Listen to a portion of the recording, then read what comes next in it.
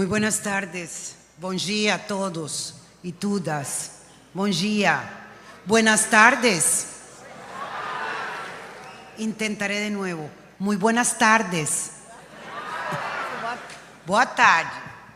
Primero que todo quisiera agradecer al ministro Robert Ducey de Togo, a la ministra de Igualdad Racial, a mi amiga Anieli Franco, a la Secretaría de CEPROMI, a Ángela Guimaraes, al Ministerio de Relaciones Exteriores, al Gobierno de Togo, al Gobierno de Brasil y un saludo muy especial a mi amiga Olivia Santana, diputada. Agradezco a todas las personas que hicieron posible que nos reuniéramos hoy y que nos reuniéramos en esta conferencia para plantear algunos temas fundamentales sobre reparaciones y restitución, pero de nuevo para reunirnos como un pueblo, como parte del África global. Finalmente somos, y en este encuentro de la diáspora africana, volvemos a reconocer una parte fundamental de quiénes somos. De quiénes somos por historia, de quiénes somos por cultura y de cómo nos reconoce esta humanidad. Hago un tributo a nuestras ancestras y nuestros ancestros, a quienes nos permiten estar aquí para continuar parte del trabajo que ellos ya iniciaron y para alcanzar lo que será la dignidad total, los derechos para nuestra gente y contribuir con la paz y la justicia para toda la humanidad. También quiero agradecer a las personas que nos atendieron en la entrada, a quienes limpiaron la sala, a quienes están encargados y encargadas de la organización, a quienes hacen ese trabajo invisible que muchas veces es hecho por nuestra gente y es tan poco reconocido.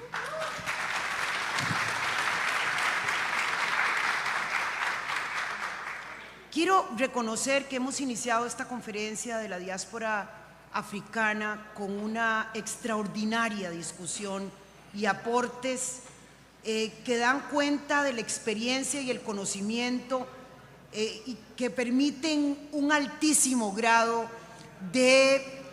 para la elaboración de propuestas a partir de nuestra historia, con un compromiso que nos permite pensar en que es posible elaborar un nuevo pacto social, un pacto social que garantice que todos los seres humanos tengamos la misma dignidad y que podamos finalmente erradicar el racismo sistémico producto de un régimen colonial que nos ha colocado en una condición de exclusión sistémica. El diálogo panafricanista, desde el conocimiento académico, político, económico y cultural, fue y ha sido la característica que nos ha entendido a nosotros y nosotras a trabajar desde una lógica de diáspora. Entender que no es nuestra nacionalidad. Mi nacionalidad podría ser cualquiera. Podría haber nacido aquí, en Costa Rica, en el Caribe, porque somos producto de la misma tragedia, de la misma atrocidad, y que efectivamente entendernos como diáspora es lo que nos da la fuerza de tener una propuesta sólida para transformar nuestra realidad. Nuestro objetivo es retomar una larga lucha por los derechos y el desarrollo de los pueblos africanos y afrodescendientes, iniciado por líderes panafricanistas que entendieron que el colonialismo y la pirámide del poder económico, social, racial que colocaba a los descendientes de africanos y africanos en la base, nos obliga a reafirmar que esa realidad que sigue siendo global, no es una realidad nacional, que nuestra fuerza entonces está en la unidad, que nuestras propuestas deben de incluir como protagonistas nuestra realidad y la transformación de la sociedad considerando a otros grupos que han sido históricamente excluidos. Nuestra lucha por la dignidad y por los derechos es la lucha de nuestros pueblos, pero también es la lucha de los otros pueblos que han sido históricamente excluidos. El racismo global antinegro africano es una realidad actual e histórica y ha sido por siglos lo que ha colocado a afrodescendientes en una condición de aspiración de ciudadanía, víctimas de una discriminación sistémica frente a las instituciones y a un ordenamiento que mantiene la estructura colonial de organización prácticamente intacta. Cuando podemos decir que en América Latina y en el continente americano, nacer afrodescendiente es prácticamente igual a nacer pobre, quiere decir que la estructura de distribución del poder y los recursos se mantiene prácticamente intacta.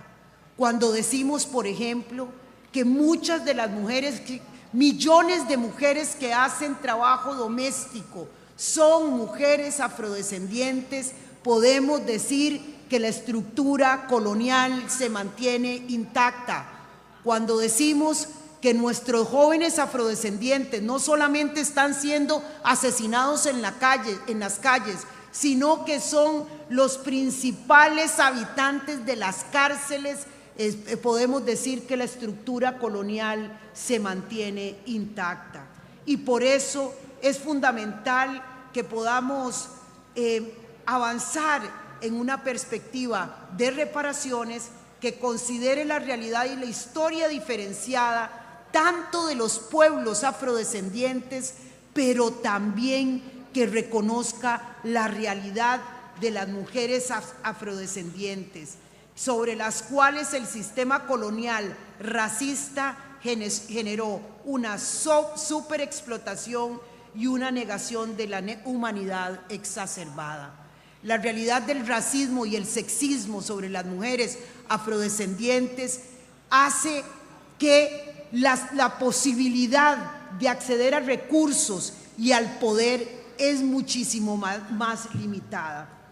Yo afirmo que es necesario reparar y que las reparaciones son imprescindibles y que es la única forma de transformar el futuro, no solo el futuro de nosotros y nosotras, africanos y afrodescendientes.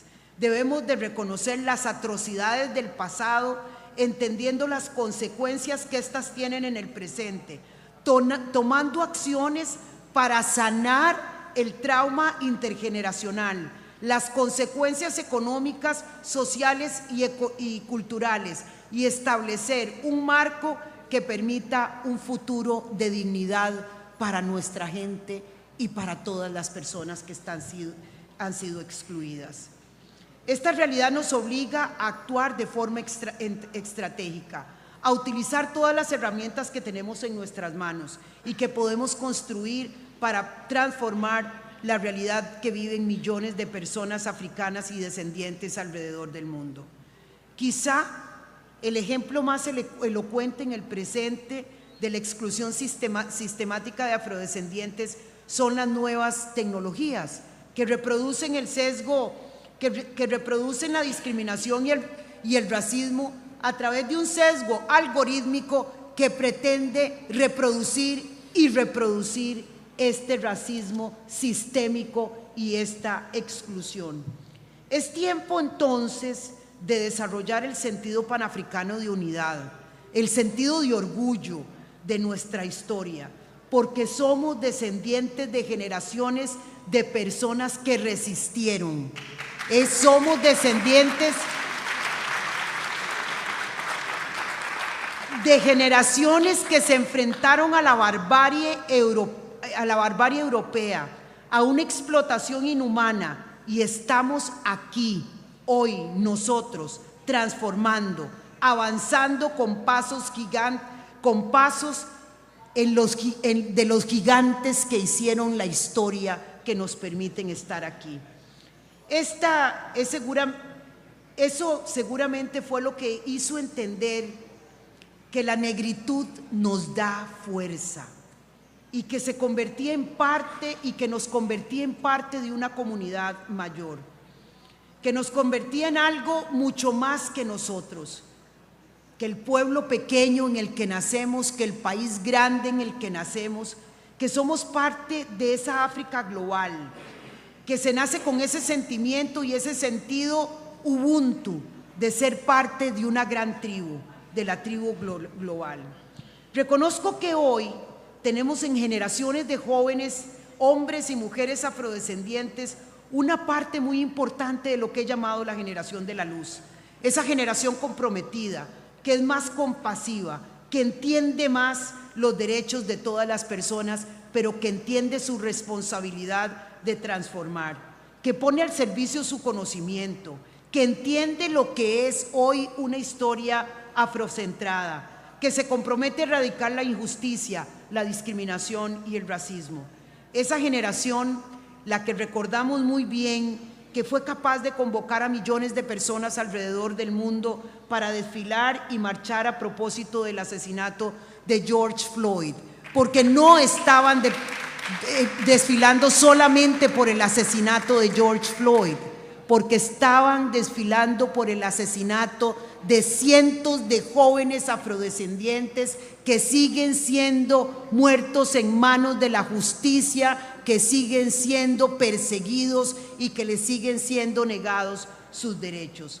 Considero entonces que debemos de hacer algunas cosas para reparar, para empezar a pensar en una propuesta de reparaciones mucho más comprensiva. Y quiero decir que las políticas públicas de acción afirmativa, si bien son muy importantes, no son políticas de reparación. Las políticas de acción afirmativa son políticas que ha utilizado el Estado moderno para generar oportunidades a grupos históricamente excluidos, no solo los afrodescendientes. Hay acciones afirmativas para las mujeres, hay acciones afirmativas para las personas con identidades sexuales diversas, hay acciones afirmativas para los pueblos indígenas, hay acciones afirmativas para los pueblos afrodescendientes. Esas acciones afirmativas son necesarias, pero son insuficientes si pensamos en la lógica de las reparaciones. Yo quisiera primero que pensemos que estamos en esta conferencia de la diáspora africana y que recordemos el primer encuentro de los pueblos negros del mundo que se realizó en 1920 en el Madison Square Garden, liderado por Marcus Garvey. En el año 1920 se reunieron 25,000 personas para declarar para aprobar la primera declaración de los pueblos negros del mundo, 27 años antes de la Declaración de Derechos Humanos de las Naciones Unidas. La Declaración de los Derechos de los Pueblos Negros del Mundo es quizá el documento panafricano más importante porque se entiende la realidad de los pueblos negros alrededor del mundo y entendemos las coincidencias que tenemos. Entonces creo que esta conferencia de la diáspora africana nos permite reentender cómo ahora, en esta novena conferencia, en esta conferencia preparatoria de las Américas, reentender la necesidad de que trabajemos como pueblos negros, como unidad panafricana, como África global. Necesitamos entonces, como parte de estas iniciativas, generar espacios estratégicos y pensemos en nuestros jóvenes, igual como tenemos la realidad del sesgo algorítmico, ¿cómo no vamos a utilizar las capacidades de los jóvenes negros que tienen influencia en las redes sociales para contribuir con una conciencia negra, una conciencia panafricana, para que a través de esas redes sociales se sigan promoviendo los derechos, se siga articulando el movimiento social, se siga utilizando la creatividad, la energía y un compromiso demostrado de manera más unificada? Eso es una forma de reparar, actuar en unidad, utilizando los recursos que tenemos en el presente para generar una nueva conciencia panafricana, para generar y para actuar en unidad, para generar una nueva noción de pueblo. El segundo tema que me parece muy importante es que tenemos que construir nuevos imaginarios. Es necesario derribar todos los monumentos coloniales que hay en las Américas. Es necesario repensarnos con nuevos imaginarios, nuevos monumentos que den cuenta de nuestra historia, que den cuenta de nuestros líderes, que den cuenta de que la perspectiva del pasado no vamos a permitir que se repita. Debemos utilizar mucho más el arte como una fuente de la resiliencia cultural de la que hemos sido parte. Debemos utilizar para dialogar con nosotros mismos. Empecemos a pensar cómo y de qué manera queremos que las generaciones futuras nos miren. Igual como los colonialistas pretendieron que hoy siguiésemos reconociendo las atrocidades que hicieron, hoy tenemos que ser capaces nosotros y nosotras de construir esos nuevos monumentos que nos permitan soñar y alcanzar la dignidad para nuestra gente. Para reparar hay que conocer, y para conocer hay que reconocer. Necesitamos construir un museo virtual impactante sobre el genocidio y el tráfico humano más aterrador que ha vivido la historia de la humanidad, que esté accesible para todas las personas, que puedan entender qué fue ese pasado para que no lo repitamos, que los museos no se queden simplemente en espacios cerrados, sino que sean de acceso general para que podamos reeducar no solo a nuestros hijos y nuestras hijas, no solo a nuestra gente, reeducar a la población general. Unámonos en conversaciones con propuestas sobre diversas perspectivas para concretar las reparaciones. Sigámonos haciendo preguntas sobre cómo sanar nuestras almas, cómo sanar el trauma intergeneracional que implica vivir generación tras generación viviendo en una sociedad que tiene instaurado el racismo sistémico. Reconozcamos entonces y protejamos nuestras religiosidades y espiritualidades de matriz africana, que han sido una forma de resiliencia y de resistencia por siglos, que se mantuvieron a pesar de la represión, pero que hoy deben de ser un baluarte fundamental si pensamos en reparaciones. Un tema central que creo es que tenemos que pensar en las compensaciones económicas, pero en las compensaciones económicas que garanticen que nuestras comunidades que están en una condición de exclusión se coloquen en una condición de dignidad. Esto significa desde pagos que incluyen pagos a organizaciones comunitarias, sociales, culturales y empresariales, así como grandes inversiones de infraestructura, de agua potable, de salud, de educación de calidad universal, que permitan a las comunidades afrodescendientes salir de esas condiciones de exclusión. Eso significan programas sistemáticos con nuestros jóvenes afrodescendientes.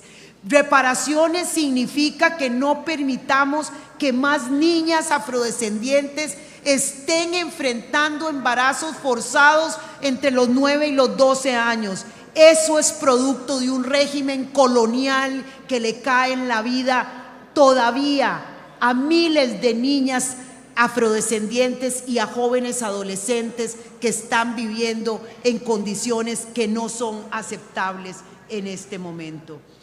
Reconozcamos y reparemos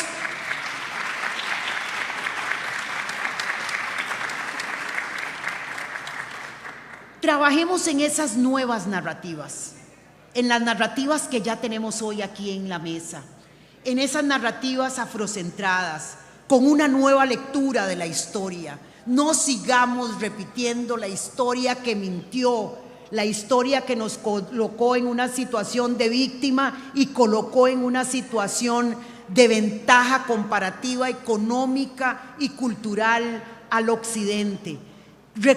Escribamos la historia con una visión que garantice que cada quien asuma la cuota de responsabilidad que tiene y que paguen las consecuencias de las atrocidades del pasado.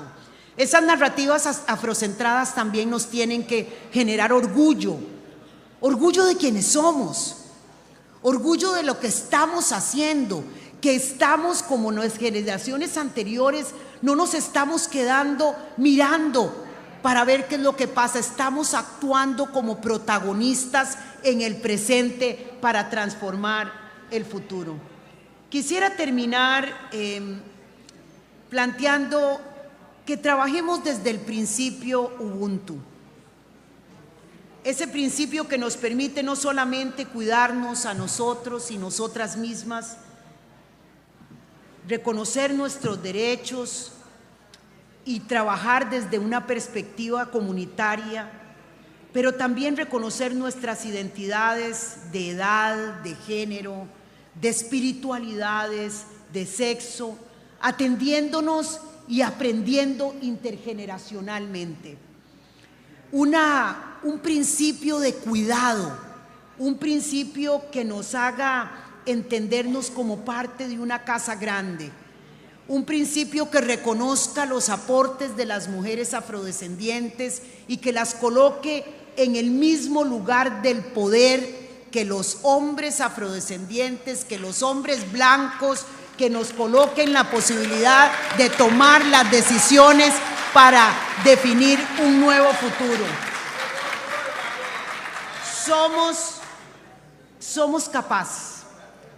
Somos capaces de construir un futuro luminoso. Estamos aquí porque hemos entendido que es nuestra responsabilidad entregar a las nuevas generaciones el mundo que se merecen, un mundo con dignidad y con justicia. Y la única manera que lo podemos hacer es si lo hacemos juntos y juntas. La única manera que lo podemos hacer es cuando África y sus descendientes trabajan conjuntamente con esa nueva noción de humanidad que tenemos. Es una noción de humanidad que dejará atrás la sobreexplotación de los recursos naturales y la sobreexplotación de unos seres humanos sobre otros. Es una nueva noción en donde la compasión será un elemento central, porque seremos capaces de ponernos en los pies de los otros y las otras. Es un nuevo mundo en donde cada niño y cada niña que nace tendrá garantizadas todos los derechos. Tendrá escuela, tendrá el derecho a jugar, tendrá el derecho a realizarse, tendrá el derecho a la dignidad. Somos capaces como africanos y afrodescendientes de restituir la dignidad arrebatada, de construir un nuevo futuro para la humanidad. Muchísimas gracias.